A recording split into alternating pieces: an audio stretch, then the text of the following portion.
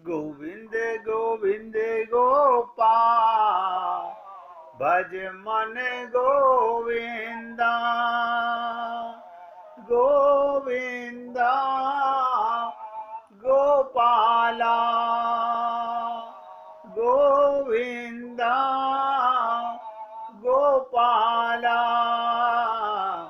गोविंद गोविंद गोपाल भज मन गोविंदा गोविंद गोविंद गोपाल भज मन गोविंदा गोविंदा गोपाला गोविंदा गोपाला गोविंद गोविंद गोपाल भज मन गोविंदा। सभी पुण्य आत्मा बहुत ध्यान से सुनिए। भक्त का अद्भुत अवदान, क्या मतलब? भक्त गयासुर की कथा बताओ। ये प्रहलाद कौन थे? राक्षस जाति के। गयासुर कीच से जैसे जैसे कीचड़ से कमल उत्पन्न होता है। आप सब लोगों को ज्ञान है कमल कहाँ लगता है? कीचड़ में लगता है। वैसे ही असुर जाति में भी भक्त उत्पन्न होते हैं। मनुष्य जाति में तो होते ही हैं, लेकिन मैं उन्हें भक्त नहीं मानता जो केवल मंदिरों में टक्कर मारते रहते हैं, जिन्हें अपना पता नहीं। वो क्या खाक भक्त हैं कि मैं कौन हूं? मैं की अनुभूति नहीं, शरीर को बचाने में लगे हुए हैं। असुर जाति में भी, राक्षस जाति में भी। अभी दो भक्तों की चर्चा सुनाऊंगा आपको, जिन्हें भगवान बचाना चाहते हैं और वो मृत्यु चाहते हैं। भक्त प्रहलाद का नाम आपने सुना, बहुत प्रसिद्ध है। गयासुर भी इसी कोटि का भक्त था। बचपन से ही गया का हृदय भगवान विष्णु के प्रेम में ओतप्रोत रहता था। उसके मुख से प्रतिक्षण भगवान नाम का उच्चारण होता रहता था। उच्चारण का मतलब सुमिरन होता रहता था। बहुत से लोगों को क्या हम सारा दिन भगवान का नाम लेते रहें? अरे लेना नहीं बाबा। जैसे अपने को शरीर मानना है, मानते हो, ऐसे अपना भगवान को मानना है। जैसे परिवार में रिश्ते नातों को उनकी माला जपते हो, मेरा पति मेरा पति मेरा पति, बस मानते हो। अपने को स्त्री पुरुष मानते हो, क्या माला जपते हो? कहीं हम भूल ना जाए मैं स्त्री हूं ना। इसी प्रकार से अपने को भगवान का मानना और भगवान को अपना मानना, कि ध्यान में रखना सदा भगवान रहते साथ में। तो ऐसे ही सारा दिन गयासुर भगवान विष्णु का चिंतन मनन ध्यान करता रहता था। उसने कोलाहल पर्वत पर घोर तप किया। हजारों वर्ष तक उसने सांस रोक ली, जिससे सारा संसार परेशान हो गया। देवताओं ने ब्रह्मा से प्रार्थना की, आप गयासुर से हमारी रक्षा करें। ब्रह्मा देवताओं के साथ भगवान शंकर के पास गए। सभी भगवान शंकर के साथ विष्णु भगवान के पास गए। भगवान विष्णु ने कहा, आप सब देवता गयासुर के पास चलें, मैं भी आ रहा हूं। गयासुर के पास पहुंचकर भगवान विष्णु ने पूछा, तुम किस लिए तप कर रहे हो सांस रोककर? हम सभी देवता तुमसे संतुष्ट हैं, हम तो सब प्रसन्न हैं, इसलिए तुम्हारे पास आए हुए हैं, वर मांगो। महाविष्णु कह रहे हैं। गयासुर ने कहा, मेरी इच्छा है मैं सभी देव सभी द्विज, यज्ञ, तीर्थ, ऋषि, मंत्र और योगियों से बढ़कर पवित्र हो जाऊं। देखो, यानी इन सबसे बढ़कर पवित्र हो जाऊं। देवताओं ने प्रसन्न पूर्वक गयासुर को वरदान दे दिया। फिर वो प्रेम से उसे देखकर और उसका स्पर्श कर अपने अपने लोकों में देवता चले गए। इस पर भक्त राज गया ने अपने शरीर को पवित्र बनाकर प्राय सभी पापियों का उद्धार कर दिया। जो उसे देखता और जो उसका स्पर्श करता, उसका पाप ताप नष्ट हो जाता। इस तरह नरक का दरवाजा ही बंद कर दिया। भगवान विष्णु ने अपने भक्त के पवित्र शरीर का उपयोग सदा के लिए करना चाहा। किसी का शरीर भी अमर नहीं रह सकता। तो गया नाम का राक्षस के उस पवित्र शरीर से पात के बाद प्राणियों को उसके शरीर से क्या लाभ, वो लाभ नहीं मिलता। इसलिए भगवान ने ब्रह्मा को भेजकर उसके शरीर को मंगवा लिया। गयासुर अतिथि के रूप में आया। ब्रह्मा को पाकर बहुत प्रसन्न हुआ। उसने अपने जन्म और तपस्या का सफल माना। ब्रह्मा ने कहा, मुझे यज्ञ करना है। इसके लिए मैंने सारे तीर्थों को ढूंढ डाला, परंतु मुझे ऐसा कोई तीर्थ नहीं प्राप्त हुआ जो तुम्हारे शरीर से बढ़कर पवित्र हो। अतः यज्ञ के लिए तुम अपना शरीर दे दो। आपने सुना होगा, दधीची ऋषि ने भी अपने शरीर का दान किया था। ये गयासुर ये सुनकर बहुत प्रसन्न हुआ और वो कोलाहल पर्वत पर लेट गया। ब्रह्मा यज्ञ की सामग्री के साथ वहां पधारे। सभी देवता ऋषि भी वहां पर उपस्थित हुए। गयासुर के शरीर पर बहुत बड़ा यज्ञ हुआ। ब्रह्मा ने पूर्ण आहुति देकर अभृत स्नान किया। यज्ञ का स्तंभ भी गाड़ दिया। भक्तराज गयासुर चाहते हैं उसके शरीर पर सभी देवताओं का वास हो। भगवान विष्णु का निवास गयासुर को अधिक अभिष्ट था, इसलिए उसका शरीर हिलने लगा। जब सभी देवता उस पर बस गए और भगवान विष्णु गदाधर के रूप में वहां स्थित हो गए, तब भक्तराज गयासुर ने हिलना बंद कर दिया। तब से गयासुर सबका उद्धार करता आ रहा है। एक भक्त का विश्व के कल्याण के लिए, आप सोचिएगा, अद्भुत अवदान है। अगर कल्याण करना है तो अपना पराया क्या, अपना पराया क्या? यही तो हमारे पाप है, अपने परायेपन के। यही आप हम लोगों के अंदर दोष है, ये मेरा अपना और ये पराया। इन भूलों को आप हम लोग समझ नहीं पाते हैं। अब सोचिएगा, रावण सबको अपने अंडर में नौकर बना के रखना चाहता है और गयासुर अपना शरीर सबके कल्याण के लिए।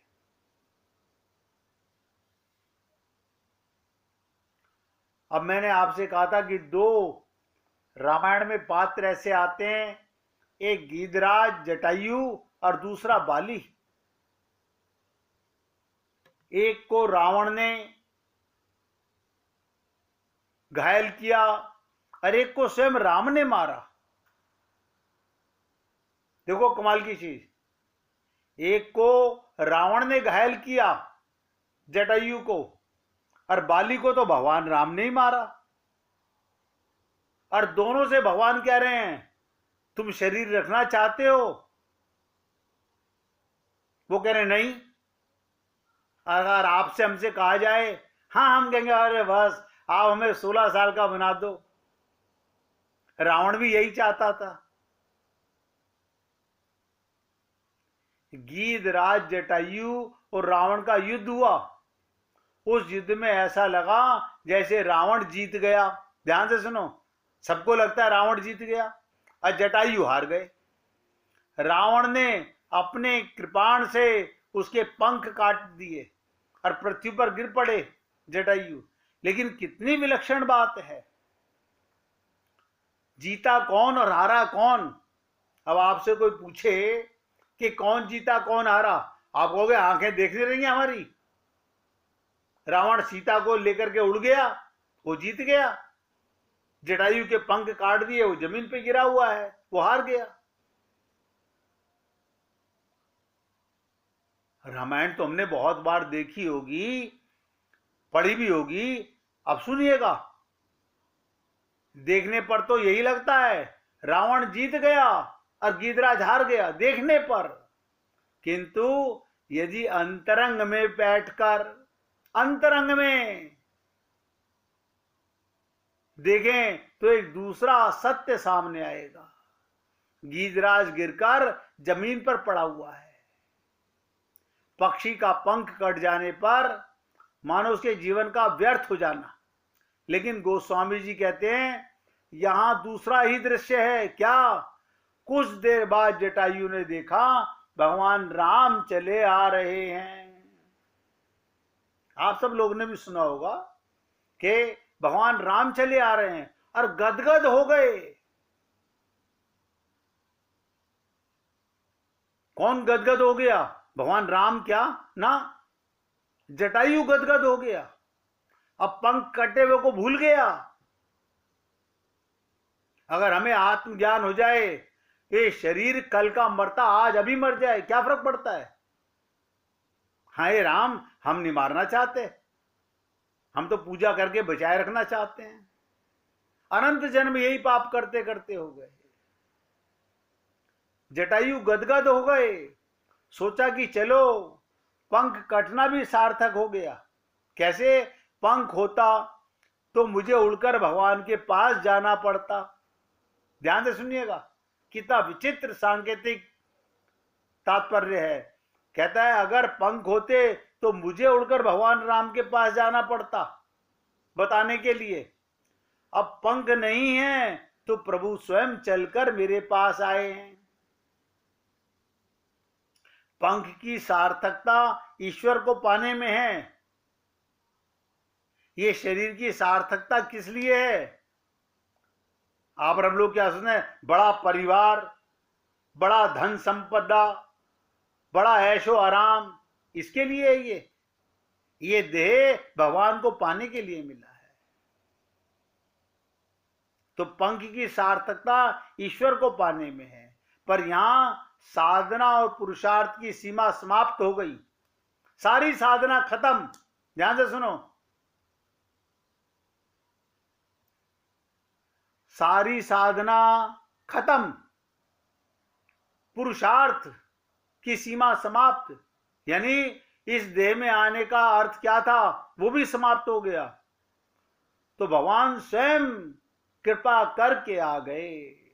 अगर आपका साधना करने के बाद भगवान से प्रेम ना हो, आत्मज्ञान ना हो, और पुरुषार्थ कितने भी पूजा पाठ कर लो, अगर वो संसार पाने के लिए करते हो तो बहुत बड़े धोखे में हो। असली पुरुषार्थ है भगवान की प्राप्ति होना। ऐसी स्थिति में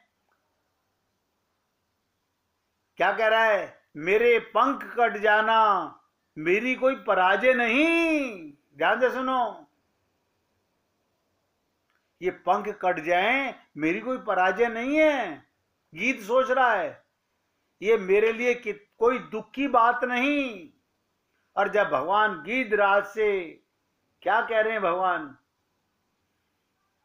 मेरे जान तात कछु दिन जीजे, मैं चाहता हूं आप कुछ दिन और जिंदा रहो। बताओ, कमाल है। गीधराज से भगवान कह रहे हैं मेरे जान तात। ये भगवान की बड़ी विचित्र लीला है। जीव को टटोलना चाहते हैं। ये क्या चाहता है? अब जिसे आत्मज्ञान है वो राम को देखकर ये चाहेगा मुझे शरीर दे दो, मुझे माया का संसार दे दो। हम तो मंदिर में जाके यही मांगते हैं, वहां भी भगवान सामने होते हैं, लेकिन हम यही मांगते हैं। सोचो बार बार, आप और हम लोग कहां खोए हुए हैं, हमें होश ही नहीं है। और सब मंदिर में जाते हैं, सब पूजा पाठ करते हैं, मांगते क्या हैं? अच्छा, भगवान सामने, भगवान को भगवान मांगेंगे हम तो शरीर और शरीर का सुख मांगते हैं। सब पूजा पाठ करने वाले, कितने तीर्थों में भटकने वाले, ये विवेक है हमारा। और भगवान गीत से कह रहे हैं, मेरे जान तात कछु दिन जीजे, देखिए आप सुबन सेवा सुख मोही, पितु को सुख दीजिए। कमाल है। यानी भगवान राम, पुरुषोत्तम भगवान गीत से कह रहे हैं, आप कुछ दिन जीवित रहो और आप इस पुत्र की सेवा का सुख देने का मुझे आनंद दो। मैं आपका पुत्र बनकर आपकी सेवा करना चाहता हूं। सोच के देखो, देखिए आप सुबन सेवा सुख मोही, पितु को सुख दीजिए। बड़ी अनोखी बात कही तुलसीदास जी ने। ईश्वर सच्चिदानंद है, ईश्वर आनंद घन है, और जीव के जीवन में हर्ष विषाद सुख दुख आदि लगे रहते हैं। सुख भी आते हैं, दुख भी आते हैं, परंतु यहां तो दृश्य ही उल्टा हो गया। कभी हमने सोचा नहीं कि राम कहा तनु राखऊ ताता, सुख मुस्काए कहीं ते ही बाता।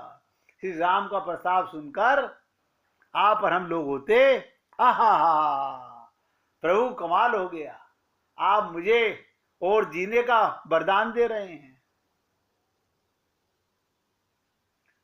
और मुख मुस्काए कहीं ते ही बाता, श्री राम का प्रस्ताव सुनकर गीधराज के मुख पर हंसी आ रही है। सोचो, यानी वो हंस रहा है और भगवान रो रहे हैं। कभी जीवन में सोचा नहीं होगा कि ऐसे, और आप और हम लोग अखंड रामायण का पाठ कर रहे हैं। कहां जा रहे हो? अखंड रामायण का पाठ हो रहा है हमारे वहां रिश्तेदार के यहां। अखंड का मतलब जानते हो?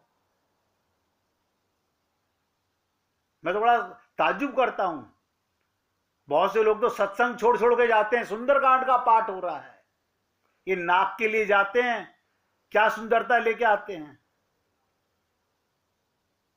भ्रम पाल रखा है जीवन के अंदर। अब सोच के देखिएगा, राम रो रहे हैं और गीधराज हंस रहा है। जल भरी नैन कहीं रघुराई, आंखों से आंसू टपक रहे हैं गीधराज के सामने। भगवान राम रो रहे हैं और कह रहे हैं, आप मुझे पिता का, मुझे अपना पुत्र मानकर मुझे सेवा का मौका दीजिए। और वो हंस रहा है। अब आपके हमारे सामने अगर ये प्रश्न आ जाए तो हम क्या कहेंगे? हाँ प्रभु जी, आप हमेशा हमारा को अपना बाप बना लो।